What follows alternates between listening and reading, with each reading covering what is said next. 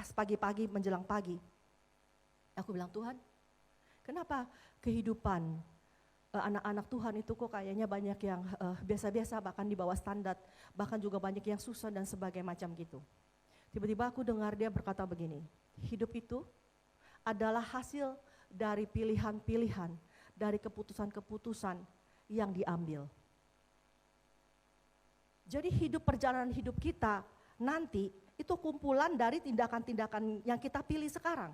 Keputusan-keputusan apa yang kita pilih sekarang ini yang akan menghasilkan kehidupan kita itu akan jadi seperti apa di ke depan. Banyak kali kita menganggap remeh keputusan-keputusan yang kita ambil. Kita menganggap remeh cara pola berpikir.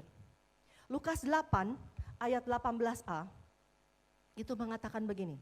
Bukan apa yang kamu dengar, ya kan? Dia bilang ini. Nah, karena itu perhatikanlah cara kamu mendengar.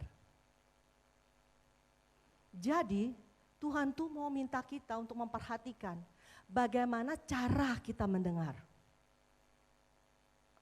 Bukan apa yang kita dengar, tapi bagaimana cara kita mendengarnya. Bagaimana cara kita melihatnya, bagaimana cara kita memandang segala sesuatu, segala situasi, kondisi dalam kehidupan kita. Bagaimana cara kita memandangnya, bagaimana cara kita melihatnya. Contohnya, kita nanti lihat contoh tentang mengenai bangsa Israel ya.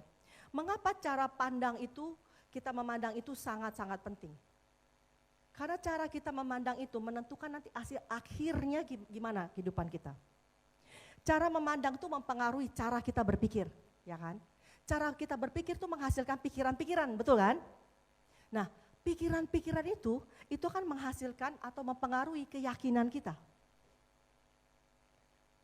Sistem kepercayaan kita. Jika pikiran-pikiran kita negatif, pasti sistem kepercayaan kita juga negatif. Kalau pikiran-pikiran kita penuh dengan ketakutan, penuh dengan keraguan, otomatis keyakinan kita itu akan turun dan drop. Kita akan jadi ketakutan dan keraguan, kita nggak punya keyakinan lagi. Keyakinan itu pasti mempengaruhi harapan. Bagaimana kita bisa mempunyai pengharapan kalau kita nggak punya keyakinan, nggak punya keyakinan yang positif. Kita udah yakin bahwa kita nggak bisa. Seperti bangsa Israel, dia yakin bahwa mereka itu belalang. Gimana belalang bisa melawan raksasa-raksasa itu? Belum apa-apa, sudah mati kutu duluan. Belum apa-apa, belum maju aja sudah terkapar duluan. Kenapa? Karena pola pikirnya. Nah, harapan itu pasti mempengaruhi sikap ya kayak tadi ya. Pasti mereka nggak berani maju dong. Kayak bangsa Israel gitu kan. Jadi nangis, marah, bersungut-sungut. Kenapa? Karena keyakinannya, pengharapannya seperti kayak gitu. Nah, sikap itu juga mempengaruhi tindakan. Tindakan yang dilakukan terus-menerus mempengaruhi kebiasaan. Kebiasaan menjadi kita, menjadi karakter. Jadi itu balik lagi kalau kita urut ke atas. Cara kita memandang segala sesuatu itu sangat-sangat penting. Kita contoh lihat di Bilangan 13 ayat 2 dulu deh ya. Ini Musa, cerita Musa mau memimpin bangsa Israel masuk dalam Kanaan. Dan dia itu memilih 12 pengintai. 12 pengintai diambil dari 12 suku. Dan berdasarkan ayat ini dikatakan bahwa siapa yang disuruh tuh yang diambil? Semuanya pemimpin-pemimpin di antara mereka. Jadi 12 mata-mata ini bukan orang biasa loh. Tapi para pemimpin dari setiap suku. Bukan orang biasa. Lalu kita lihat Bilangan 13 ayat 27 sampai 33. Kita lihat ceritanya ya. Aku senang selalu cerita sekolah minggu. Mereka menceritakan kepadanya, kami sudah masuk ke negeri kemana kau suruh kami, dan memang negeri itu berlimpah-limpah susu dan madunya. Dan inilah hasilnya, karena kan mereka disuruh bawain ya. Jadi mereka bawa hasilnya. Hanya bangsa yang diam di negeri itu kuat-kuat, dan kota-kotanya berkubu dan sangat besar. Juga keturunan Enak telah kami lihat di sana. Orang Amalek diam di tanah Negeb, orang Het, orang Hebus, Dan orang Amori diam di pegunungan, orang Kanaan diam sepanjang laut dan sepanjang tepi sungai Yordan. Kemudian Kaleb mencoba menerapkan hati bangsa itu di hadapan Musa. Katanya, tidak, kita akan maju dan menduduki negeri itu sebab kita pasti akan mengalahkannya. Tetapi orang-orang yang pergi ke sana bersama-sama dengan dia berkata, kita tidak dapat maju menyerang bangsa itu karena mereka lebih kuat daripada kita. Juga mereka menyampaikan kepada orang-orang Israel kabar busuk tentang negeri yang diintai mereka dengan berkata, negeri yang telah kami lalui untuk diintai adalah suatu negeri yang memakan penduduknya. Dan semua orang yang kami lihat di sana adalah orang-orang yang tinggi-tinggi perawakannya. Juga kami lihat di sana orang-orang raksasa, orang enak yang berasal dari orang-orang raksasa, dan kami lihat diri kami seperti belalang. Dan demikian juga mereka terhadap kami. Di sini kita lihat contohnya. 12 mata-mata yang dikirim. Mereka sama-sama melihat fakta yang sama. Mereka melihat negeri itu penuh dengan berlimpah susu dan madu. Mereka pun melihat bahwa penduduknya seperti itu. Itu benar, itu fakta. Itu bukan suatu yang kebohongan, itu fakta. 12-12-nya melihat. Tetapi yang membedakannya adalah bagaimana cara mereka melihat fakta itu. Bagaimana cara mereka mengelola fakta itu. Itu yang membedakan. 10 dikatakan mempunyai pikiran busuk. Betul kan? Hanya 2 yang dikatakan mempunyai pikiran yang berbeda. Kalau kita lihat di Bilangan 14:6 sampai 8.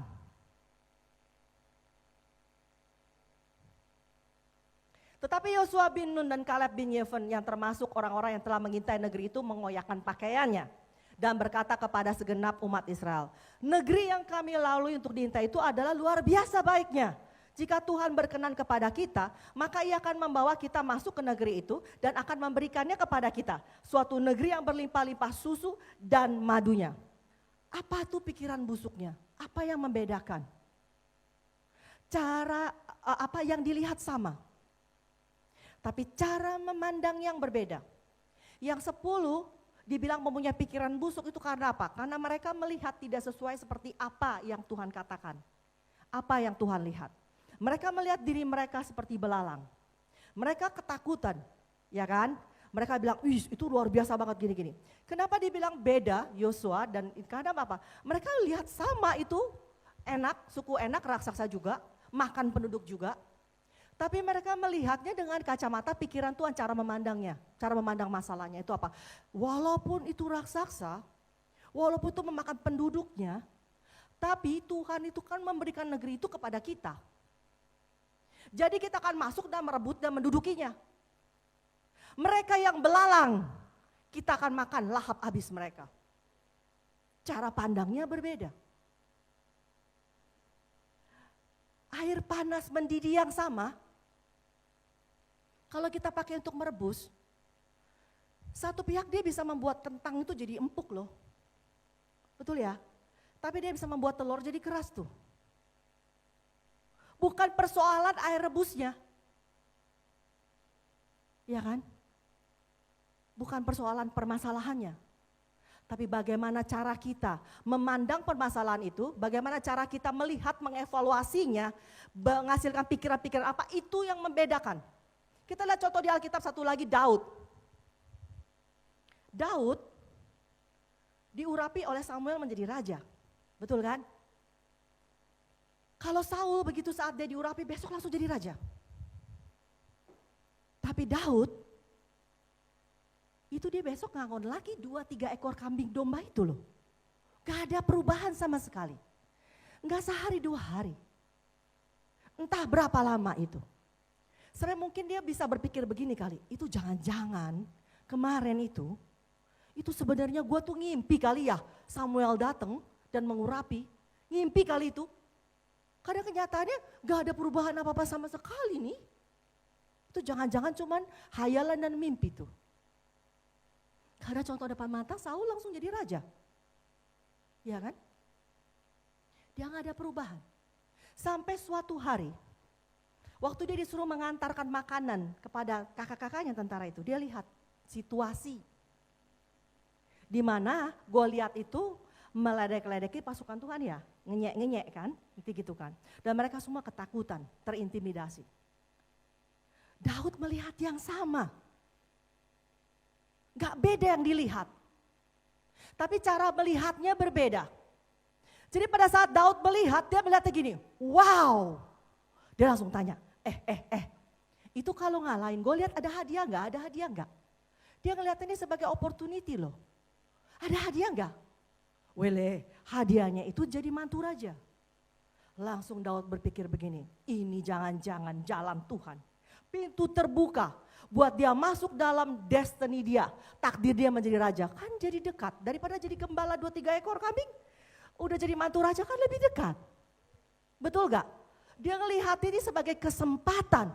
Dia bukan melihatnya sebagai halangan dan rintangan, tapi dia ngelihat ini sebagai ini batu loncatan, ini pintu kebuka, pintu masuknya, ini dia tiket lotre gua nih gitu. Akibatnya apa? Dan dia tahu, dia kenal siapa bapaknya. Kenapa? Karena dibilang Samuel itu tidak ada satupun perkataan dia yang dibiarkan gugur oleh Tuhan. Semua perkataan Samuel itu terjadi. Itu ada di kitab mana, nanti cari sendiri ya. Jadi Daud tahu kalau dia diurapi oleh Samuel dan dia belum jadi raja, artinya dia kan gak mati dulu sekarang, dia mati setelah jadi raja. Nah, kan harus terjadi. Dan dia bilang Tuhan itu tidak membiarkan satupun perkataan Samuel gugur loh. Jadi dia punya iman kepercayaan kepada siapa bapaknya yang ngomong itu gitu. Jadi dia tahu nih, ini cuma tiket masuk nih. Cara dia memandang seperti itu, ini cuma tiket masuk. Maka itu dia bukannya Goliat yang serbu, dia yang nyerbu maju duluan. Karena apa? Karena dia dengan yakin tahu, kalau kita perang nih, gue yang hidup lu yang mati. Gue belum jadi raja. Dan perkataan itu harus terjadi. Lihat kan? Cara memandang yang berbeda menghasilkan hasil yang berbeda. Walaupun selalu faktanya sama.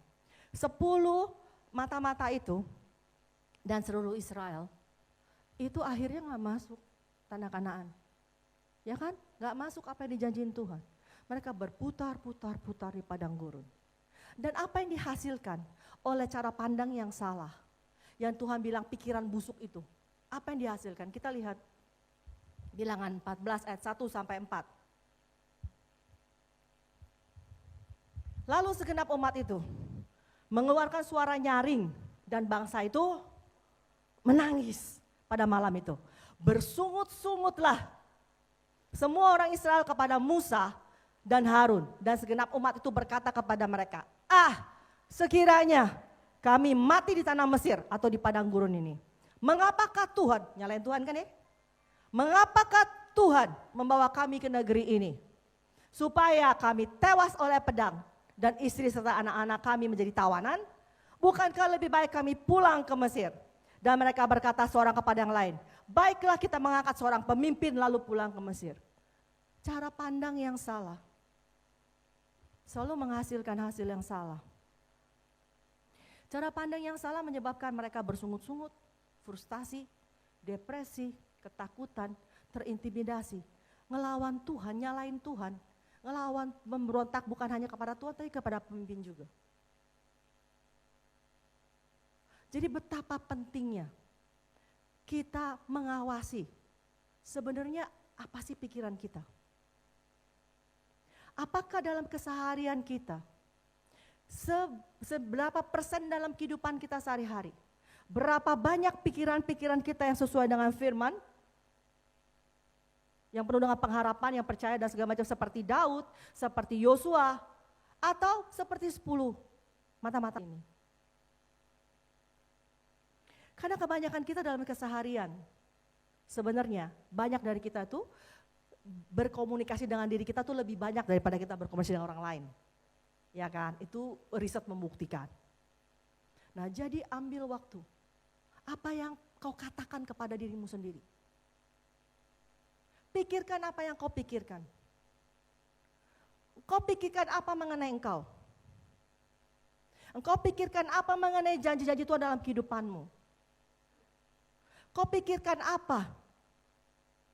Mengenai kehidupan keseharian, pergaulan dengan suami, dengan istri, dengan anak, dengan sekitarnya.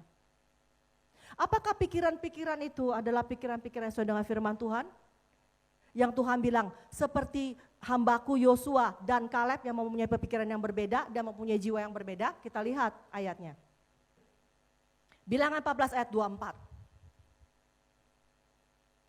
Banyak ayat gak apa-apa ya, kita belajar firman ya. Tetapi hambaku Kaleb, dibilang apa? Karena lain jiwa yang ada padanya. Dan ia mengikuti aku dengan sepenuhnya, akan kubawa masuk ke negeri yang telah dimasukinya dan keturunannya akan memilikinya. Dibilang lain jiwanya. Kenapa? Karena jiwanya sepakat dengan apa kata Tuhan. Apa kata firman Tuhan dalam kehidupannya. Cara dia memandang diselaraskan dengan bagaimana cara Tuhan memandang. Nah, pertanyaannya, dengan cara siapa kita memandang? Siapa yang mengajari kita memandang persoalan kehidupan kita sehari-hari? Nilai-nilai patokan siapa yang kita pakai sebagai pedoman dalam menjalani kehidupan sehari-hari? Bagaimana kita memilih untuk melihatnya? Dari sudut pandang siapa kita melihat kehidupan kita, persoalan kita hari-hari? Ya kan? Siapa yang mengajari kita melihat seperti itu? Karena apa? Karena peperangan hari-hari itu bukan berurusan dengan otoritas dan kuasa. Tapi lebih pada cara kita berpikir. Peperangan yang sebenarnya itu ada di sini. Di cara kita berpikir.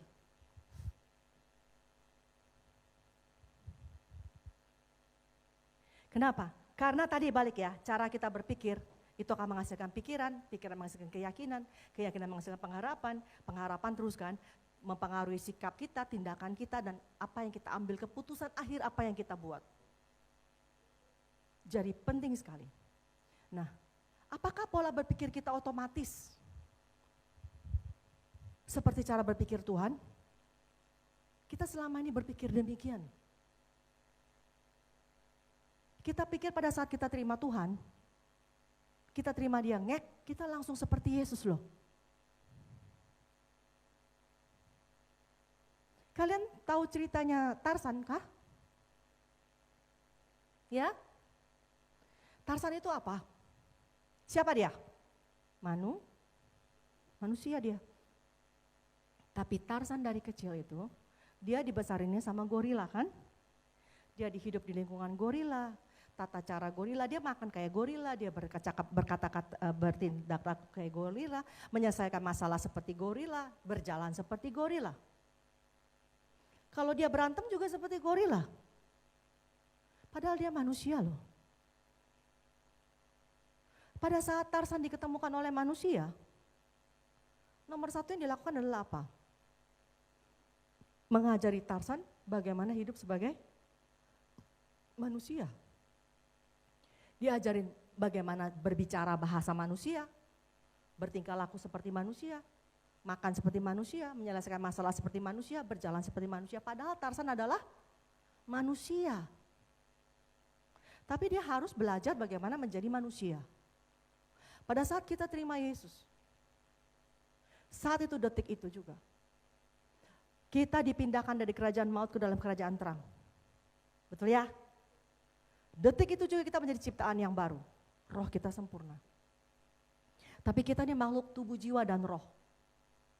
Jiwa kita ini terbiasa dalam kehidupan sehari-hari, jiwa kita ini udah terbentuk oleh pola. Cara berpikir kita, kehidupan kita dibentuk sepanjang jalan kehidupan kita. Dari mana? Dari gimana cara kita dibentuk di keluarga kita. Betul kan ya? Kalau ibu-ibu mungkin perempuan-perempuan di sini tahu ya, pada saat nanti berumah tangga, terus ngurus dapur, caranya persis mamanya tuh. Taunya begitu caranya. Iya kan? Kita lihat contoh di Alkitab gampangnya. Abraham. Abraham dibilang bapak orang percaya ya? Abraham ya. Abraham itu cara dia menyelesaikan masalah, begitu dia kena masalah adalah apa? Dengan bohong-bohong. putih lah gitu, bawang-bawang sedikit lah. Ya kan? Pada saat dia pergi melewati suatu negara tertentu ke negara tertentu gitu kan, dia bilang sama Sarah, jangan gara-gara kamu cantik aku ntar dibunuh. Jadi kamu bilangnya apa ya? Kamu adikku ya, bukan istriku. Benar gak dia adiknya? Benar juga, tapi itu kan separuh kebenaran, menutupi kebenaran. Memutarbalikkan, dengan menutupi separuh kan jadi twisted itu kan gitu. Jadi dia lakukan kayak 2 kali loh. Ishak ngelihat bapaknya kayak gitu, oh ternyata begitu toh menyelesaikan masalah. Kalau ada masalah, ternyata boleh kayak gitu, caranya kayak gitu. Ishak melakukan yang sama. Kamu jangan bilang kamu istriku ya, adikku. Enggak salah juga, tapi sama tuh. Jadi cara menyelesaikan masalahnya, polanya sama. Lalu turun lagi kan, pada saat Ribka lihat gini, waduh Ishak ini mau melenceng dari jalan Tuhan. Ini bisa mempengaruhi kehidupan Yakub ini, rencana Tuhan dalam kehidupan Yakub. Jadi dia mau tolongin kan supaya jangan sampai Ishak ini salah jalan. Dan dia lihat gini, caranya gimana ya? Oh sama, mertuanya begitu, suaminya begitu, ini dia lakuin yang sama. Dia bohongin lagi juga kan? Dia suruh nyamar jadi Esau. Polanya sama. Kenapa? Karena itu cara pola dididik, polanya terbentuk. Pattern. Nah, Yakub jangan ngomong, Yakub nipu kanan kiri toh gitu. Iya kan? Nah, habis itu turun lagi. Coba lihat, apakah enggak Yakub ditipu oleh anaknya? 10 anaknya 10 tahun loh tentang Yusuf. Lihat ya polanya. Cara mereka menyelesaikan masalah sama tuh. Kalau dalam dunia kedokteran modern, kalian biasa enggak kalau pergi ke dokter ditanyain, dalam keluarga ada sakit turunan kah gitu? Ya kan? Apakah itu kutuk? No. Tapi pola hidup, gaya hidup. Ya kan? Gaya biasa sehari-hari, cara pola hidup, cara makannya. Ya kan? Cara mungkin tidurnya, cara apanya membentuk satu penyakit yang sama. Bisa turun penyakitnya yang sama. Kedokteran aja juga mengerti. Jadi tanpa sadar sebenarnya cara kita berpikir setiap hari, cara kita melihat dan memandang itu dipengaruhi oleh apa? Keluarga kita tuh. Kebudayaan kita, suku kita, adat istiadat kita, pendidikan kita, kegagalan kita. Karena kita gagal, kita punya pandangan dan sifat yang istilahnya yang sudah nggak berani melangkah ini, kok ini nggak bisa, itu nggak bisa tuh. Ya kan? Kekecewaan kita. Mungkin banyak keputusan-keputusan kita yang kita ambil gara-gara dari kekecewaan, ketakutan, dan sebagainya. Dan itu lama-lama membentuk pola. Jadi nggak automatically kita mempunyai pikiran Kristus. No wonder orang pada bingung. Kok lu Kristen 40 tahun sama aja? Nggak berubah? Lu dulu Kristen, lu lakuin kayak gini? Belum Kristen gitu? Sekarang lu udah Kristen begitu, sampai nanti juga begitu, gak ada rubahnya. Terus mana tuh yang firman Tuhan bilang, bahwa kehidupan kekristenan tuh seperti ini? Mana tuh? Kok kenyataannya gak terjadi? Siapa yang salah? Siapa yang bohong? Yang pasti Tuhan gak berdusta. Tapi kenapa kenyataannya gak terjadi, gak terrealisasi dalam kehidupan kita?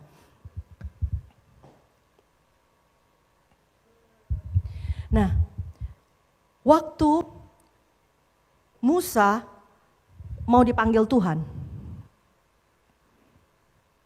Tuhan bilang nanti diserahkan ke Yosua.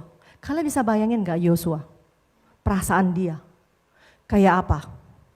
Pemimpin besar kayak Musa aja gak berhasil bawa masuk Israel ke tanah Kanaan loh. Padahal dibilang tuh katanya Musa tuh udah seperti kayak Tuhannya Firaun. Ya kan? Dan Musa itu udah seperti Tuhannya Harun. Harun tuh seperti nabinya Musa. Jadi di mata orang Israel tanpa sadar mereka tuh udah melihat Musa tuh seperti kayak ngelihat Tuhan gitu. Orang yang luar biasa kayak begini. Yang luar biasa mujizatnya. Ini gak bisa membawa bangsa Israel masuk ke dalam tanah Kanaan. Berputar-putar di padang gurun. Bisa bayangin gak? Pada waktu Yosua dipanggil Tuhan dibilang, tugas kamu adalah bawa bangsa Israel masuk ke tanah perjanjian. Gemeteran gak itu Yosua? Pasti muda, gak berpengalaman. Nggak ada seacan-acannya. Musa aja nggak bisa, suruh aku nah gitu. Gimana caranya? Yosua nggak ada mentornya loh. Kenapa? Karena Musa tuh gagal mengajari bagaimana cara berperang dan masuk ke dalam tanah Kanaan. Yang dia tahu adalah bagaimana cara survive di padang gurun, muter-muter itu bisa dia. Karena dia ada belajar lihat dari Musa dan berpengalaman disuruh ngikutin Musa. Tapi di suatu era yang baru, yang berbeda sama sekali, yang dia nggak tahu pengalaman dan nggak ngerti bagaimana caranya. Tapi cuma satu cara yang Tuhan bilang sama dia. Kita lihat Yosua 1 ayat 8.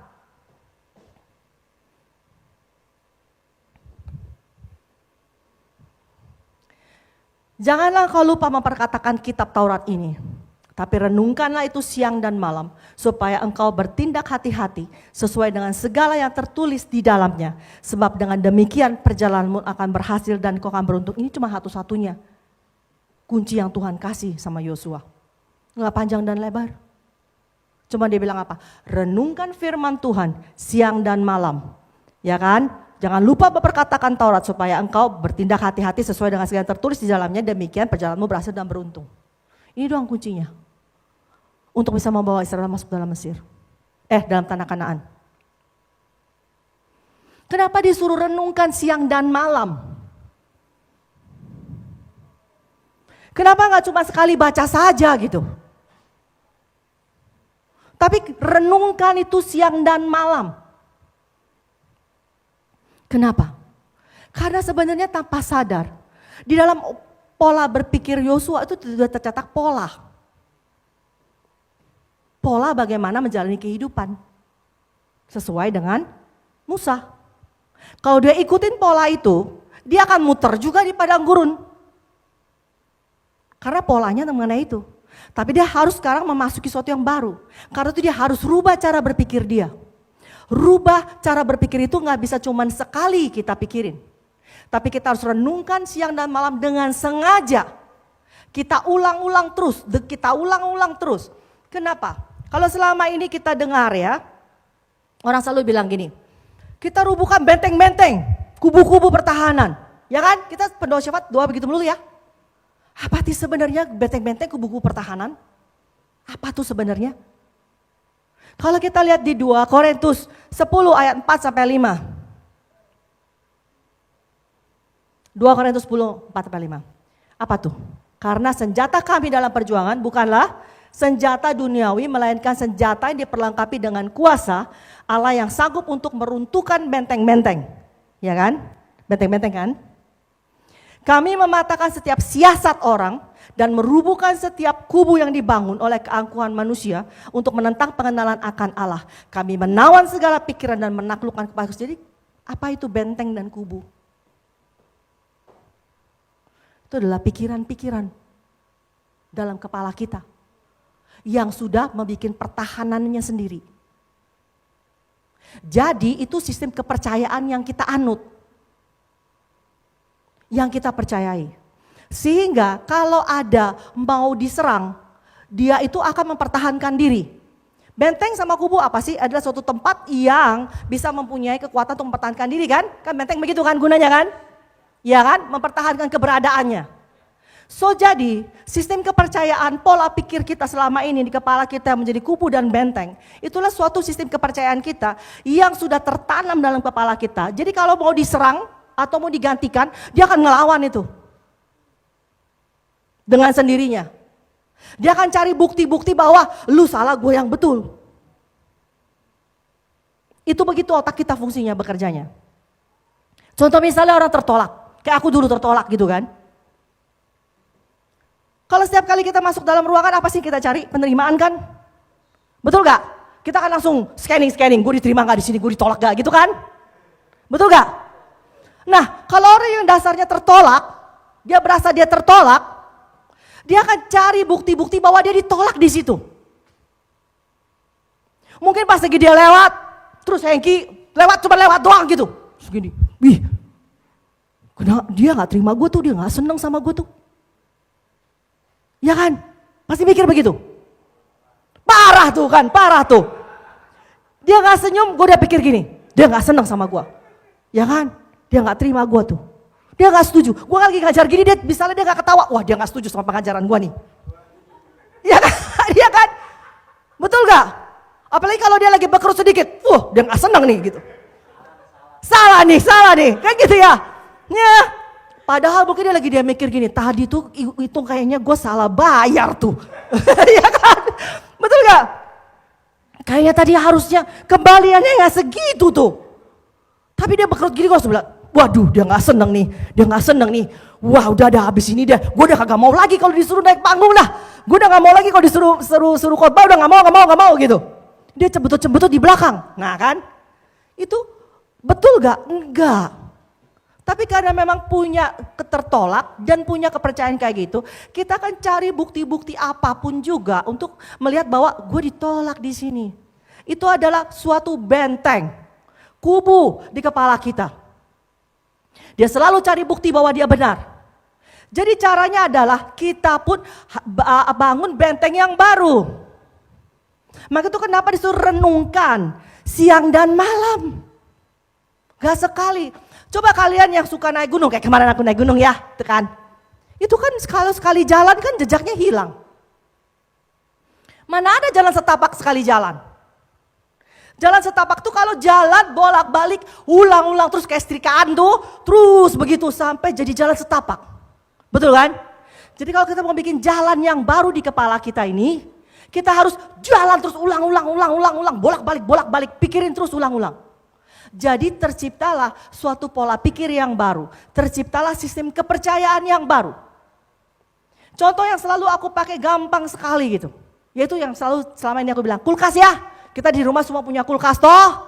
Nah, jadi nih, kalau misalnya kita taruh kulkas di pojok sana, dan itu tiap hari ulang-ulang kita ke situ kalau mau ke kulkas. Begitu pindah ke pojok situ, emang langsung? Bisa ke pojok sana? Enggak, kita akan ke sini tuh otomatis. Begitu sampai sini, kulkas gue hilang, kan gitu nomor 1. Lalu kulkas gue hilang, dibawa kemana nih kulkas?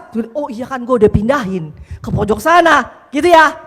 Nah terus dengan sengaja ke pojok situ, ya sekali. Terus habis gitu mau ke kulkas lagi kemana? Ya ke sini lagi kan.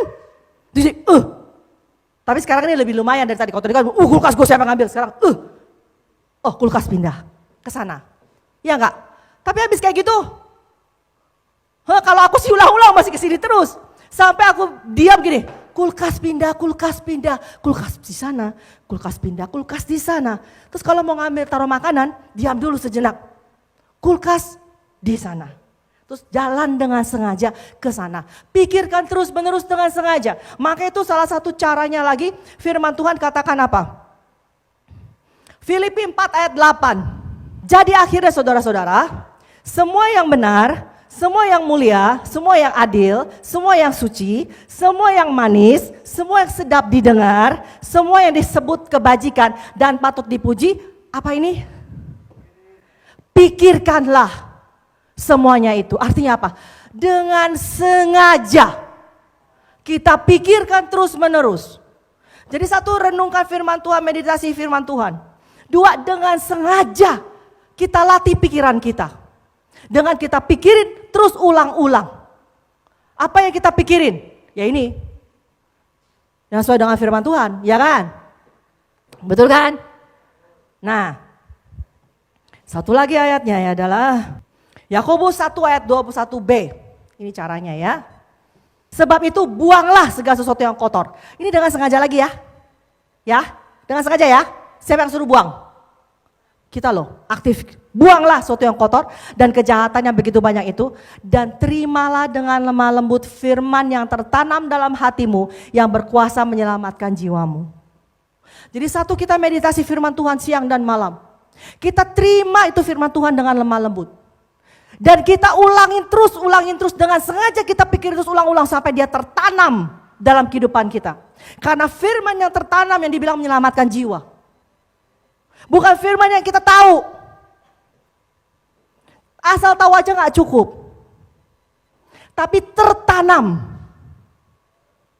Karena apa? Karena yang tertanam itu ia akan bertumbuh dan menghasilkan buah. Kalau cuma tahu doang, habis kayak gitu seperti orang berkaca-kaca di cermin. Tahu doang, habis itu lewat dia lupa apa yang dia lihat. Tapi tertanam. Jadi bagaimana caranya kita bisa mempunyai pola pikir yang benar? Renungkan firman Tuhan siang dan malam. Dan bertindak hati-hati sesuai dengan itu. Jadi bukan cuma tahu doang gak dijalanin, tapi bertindak sesuai hati-hati dengan itu. 2, terima itu semua firman itu dengan lemah lembut. Ulang-ulang terus sampai tertanam. Sehingga jiwa kita itu bisa diselamatkan. 3, dengan sengaja. Pikirkan terus menerus ulang-ulang. Kita buat jalan baru dalam pikiran kita. Kita bentuk sistem kepercayaan yang baru dalam kepala kita. Kita bentuk pola pikir yang baru. Bukan pola pikir lama. Bagaimana cara? Memang sih gak ada salahnya. Kalau kebudayaan kita, adat istiadat kita, cara kita dibesarkan orang tua, pendidikan kita dan segala macam sesuai dengan firman Tuhan, that's good. Tapi persoalannya adalah pada saat itu bertentangan dengan firman Tuhan, mana yang diikutin? Mana yang dipilih? Dan kadang-kadang tanpa sadar, kalau kita nggak jaga hati-hati cara berpikir kita ini, kita bertindak itu seperti Ridi bilang, tidak hati-hati, tanpa sadar. Kita melakukan kegiatan itu terus-menerus. Akibatnya, yang kita hasilkan adalah hal yang sama lagi. Katanya, cuman orang gila tuh yang menghasilkan hasil yang berbeda ya. Yang ingin hasil berbeda tapi melakukan hal yang sama. Tapi mengharapkan hasil yang berbeda. Itu kata orang bukan kataku loh. Tapi itu benar. Iya kan? Cuman orang yang gak masuk akal tuh yang gak rasional. Dia melakukan hal yang sama tapi menginginkan hasil yang berbeda. Itu gak bisa begitu. Dalam kehidupan kita sehari-hari. Aku tutup dengan ini karena bentar lagi habis waktu. Banyak kali kita berpikir. Segala sesuatu dalam kehidupan kita itu, balik lagi kan, langsung jadi instan. Aku dulu tuh kalau panasin sayuran, pakai kuali itu, pakai panci, itu tuh nungguin sampai mendidih gitu kan. Itu sabar loh, itu lama loh.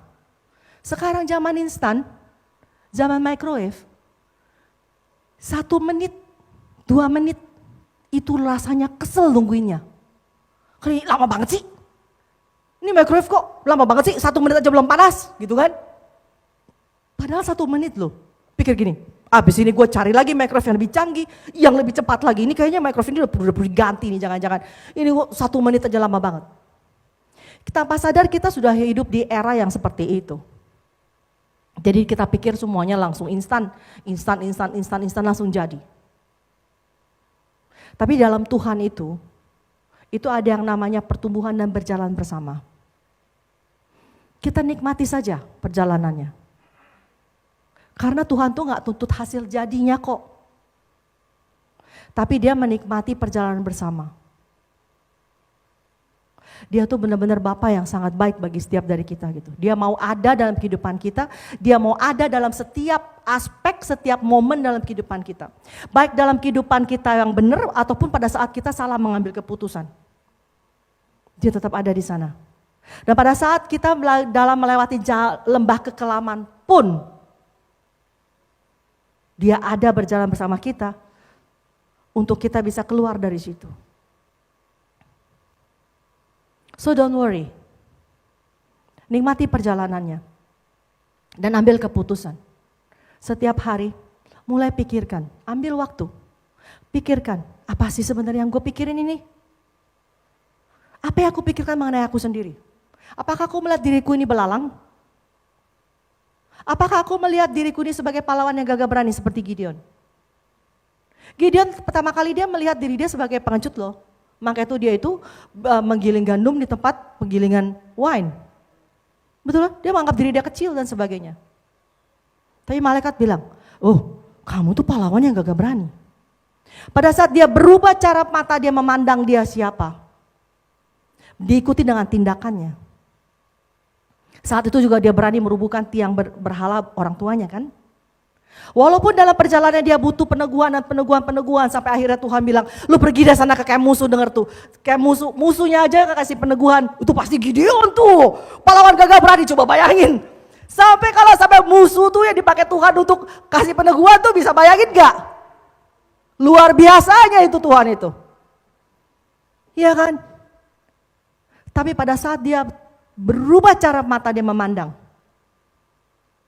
itu diikuti dengan tindakan dan diikuti dengan hasil. Dan sekarang dia benar-benar jadi pahlawan yang gagah berani. Dia pembebas Israel seperti namanya. So aku ajak teman-teman, mari memasuki saat-saat ini. Saat-saat yang benar-benar exciting. Karena balik lagi ya, kalian cium gak baunya di udara? Bau revival. Cium gak? Kayak mau hujan itu kan ada baunya ya. Nah. Apa? Tindakan apa? Cara berpikir apa? Yang mengikuti itu. Sehingga pada saat revival datang kita siap. Enggak kita berdiri di tepi. Kita teriak revival, revival, yeay revival. Berdoa untuk revival, begitu revival datang lu cuma menonton di samping. Ah iya ya itu revival ya, itu revival ya. Dan aku bersyukur istilahnya Tuhan kirim ke tempat-tempat yang jauh ya. Untuk bisa ngelihat, teman-teman, gandum itu sudah menguning di mana-mana.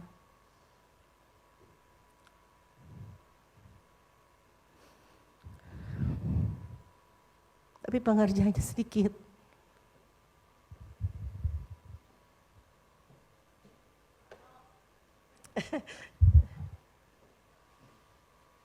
Kalian bisa bayangin gak? Anak kecil-kecil kayak gitu aja. Itu begitu di konseling. Itu menyeramkan loh kehidupannya mereka. Apa yang mereka alami. Pada saat mereka kena kuasa Tuhan rebah gitu, jatuh begitu. Yang di dalam yang tadi mereka tekan sampai sedalam-dalamnya. Karena mereka mengalami perjumpaan dengan kasih itu, mereka mengalami perjumpaan Tuhan. Ini keluar semua, buar gitu. Mereka tuh nangis itu sampai lama gak berhenti-berhenti loh itu. Enggak kecil, enggak besar, enggak tua, enggak muda, enggak laki, enggak perempuan. Karena kemarin aku ngelainin banyak. Bisa bayangin enggak bahwa setiap menit, setiap detik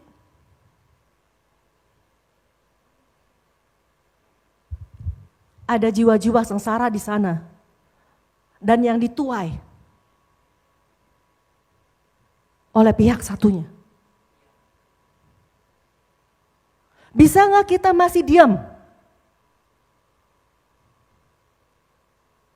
Bisa nggak kita masih uncang-uncang kaki? Lihat saudara-saudara kita seperti itu. Mungkin kita di sini hidupnya keenakan. Normal, biasa, rutinitas. Coba pergi ke daerah-daerah seperti itu, lihat kehidupan mereka.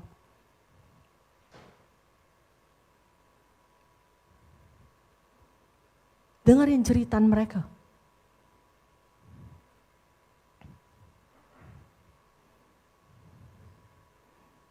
Siapa yang mau datang? Siapa yang mau memberi pertolongan? Siapa yang mau ngelepasin mereka yang terikat? Yang terpenjara, yang tersiksa? Yang tertipu, tertawan? Padahal mereka itu boleh dibilang lahir ngek katanya Kristen loh.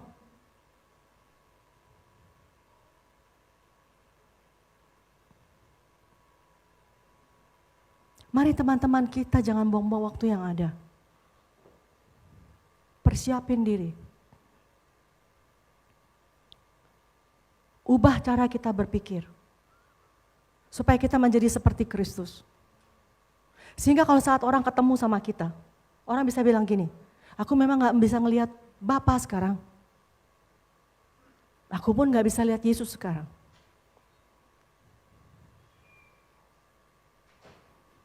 Tapi pada saat aku bertemu dengan engkau, aku bisa merasakan kasih Bapa itu seperti apa. Aku bisa merasakan Yesus itu seperti apa. Buat aku selama di sana ya, capek, panas, iklimnya gak sama, badan tuh rasanya babak belur gitu. Tapi satu satu yang menjadi reward gitu, menjadi kesenangan. Pada saat ada yang teks atau misalnya ada yang kasih tahu gitu. Ibu, pada saat ibu peluk aku katanya gitu. Aku bisa merasakan Yesus yang meluk dan itu rontok semua dia, rasa kesakitan dia dan segala macam. Karena dia seperti dia bertemu dengan Yesus.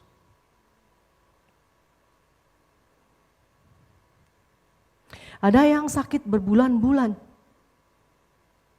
Tanpa aku tahu loh. Cuman karena dia maju ke depan aja gitu. Dan aku sentuh dia gitu kan. Begitu ketemu kesentuh gitu kan. Saat itu aku bilang fire, cuman gitu doang, satu kata doang. Enggak banyak-banyak. Tapi dia bilang saat itu dia bersaksi ya setelah berapa hari kemudian. Dia bilang saat itu, dia berasa api itu turun katanya. Dan dada dia yang udah berapa bulan itu sakit. Karena dulu bekas kehantam. Dan selalu sering sakit itu langsung sembuh. Terus dia bilang, dan hati dia yang tadinya sudah jauh dari kasih mula-mula. Tiba-tiba hati dia tuh kayak diputar balik kembali, diingatin kembali tentang kasih mula-mula. Dan dia nangis sejadi-jadinya di kursi itu. Tadi yang dia bilang Jaim, jangan jatuh, jangan apa. Dia nangis jerit-jerit itu. Kenapa? Dia merasakan itu kembali. Dan dia bilang sampai sekarang pun, sempat berapa hari lalu, itu masih berkobar-kobar panasnya hatinya itu. Kita ini wakil Kristus. Roma 8 ayat 19-20, seluruh creations alam semesta ini menanti-nantikan kita anak-anak Allah untuk menyatakan dirinya. Untuk apa? Untuk melepaskan. Kita selalu gampang bilang, kita wakil Tuhan, kita anak Tuhan, kita duta besar. Yes, betul. Manifestasinya mana?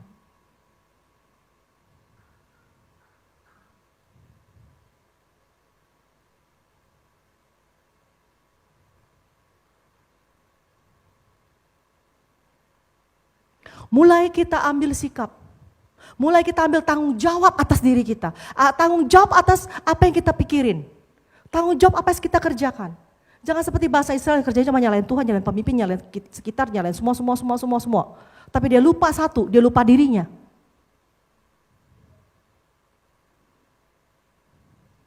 Pikiran apa yang kau pikir mengenai dirimu sendiri? Mengenai lingkungan, mengenai orang tuamu, mengenai pekerjaan, mengenai apapun juga. Aku tutup dengan ini. Aku ajak teman-teman, kita bangkit berdiri ya.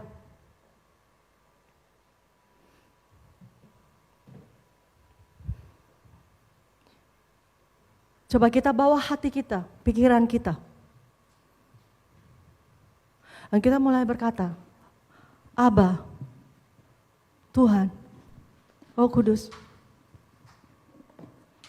buat mataku melihat, buat aku mengerti, dan beritahu padaku pikiran-pikiran apa yang salah mengenai aku. Dan ajari aku mengenai kebenarannya. Aku minta ampun Tuhan, aku bertobat atas setiap pikiran-pikiran yang busuk itu. Yang gak sesuai dengan firman-Mu. Dan aku mau berkomitmen, aku mau mengatakan kepada Engkau Tuhan, mulai hari ini, mulai saat ini. Aku mau dengan sengaja melatih pikiranku, melatih caraku berpikir. Aku mau melihat seperti Engkau melihat, aku mau merasa seperti Engkau merasa. Aku mau apa yang menjadi isi hatimu, pikiranmu, cara Engkau memandang perkara Tuhan. Singkapkan bagi kami, bukankah Roh Kudus itu Allah yang menyingkapkan segala sesuatu, dia penolong, dia penasehat. Singkapkan pada kami pikiran-pikiran apa yang gak sesuai dengan Engkau dan ajari kami kebenarannya mengenai pikiran itu apa Tuhan.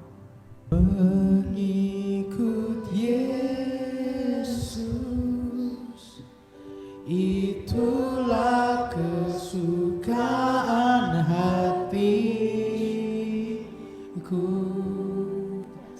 Ku lepas semua hakku untuk mengenal kehendaknya di hidupku, mengiring Yesus, itulah kekuatan hidup.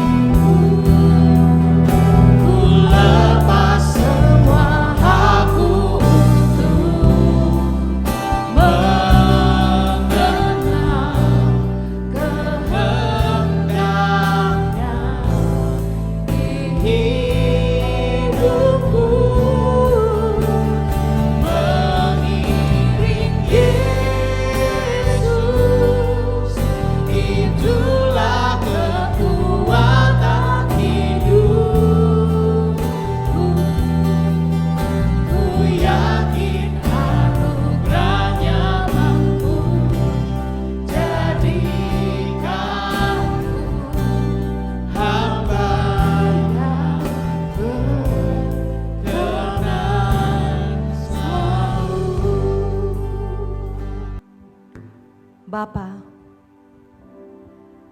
terima kasih untuk kasih-Mu. Bapa, kami mau ambil keputusan hari ini dan saat ini Tuhan. Bahwa mengiring Engkau Tuhan adalah kesukaan kami. Mengenal Engkau adalah kesukaan kami. Bapa, terima kasih kalau Engkau telah memilih dan memanggil kami. Dan terima kasih bahwa Engkau Allah yang setia. Bahwa Engkau yang telah memulai suatu pekerjaan yang baik dalam setiap kami. Engkau Allah yang akan menyelesaikan dengan sempurna dalam setiap kami Tuhan. Dan terima kasih Bapa untuk pengharapan yang terkandung dalam pilihan dan panggilan-Mu dalam kehidupan kami. Buat mata kami ini melihat Tuhan, betapa dan mengerti betapa dalam dan lebar dan tingginya kasih Kristus. Dan buat kami bisa hidup di dalamnya dan mengerti di dalamnya walaupun itu melampaui segala pikiran kami. Melampaui dari segala apa yang kami tahu. Karena itu Aba, terima kasih Tuhan. Terima kasih untuk roh hikmat wahyu dan revelation yang Kau tahu dalam kehidupan kami. Kami mengambil keputusan, kami mau serahkan kehidupan kami sepenuh dalam tangan-Mu. Aba, mari berjalan bersama dengan kami. Ajari kami Tuhan, bagaimana cara kami memandang. Ajari bagaimana cara kami mendengar. Sehingga kami dapat memandang seperti mata-Mu memandang dan mendengar seperti Engkau mendengar Tuhan. Dan merasakan hati Bunda, merasa Tuhan seperti Engkau merasa. Terima kasih Bapa untuk kemampuan, kesanggupan, dan perjalanan bersama dengan Engkau Tuhan.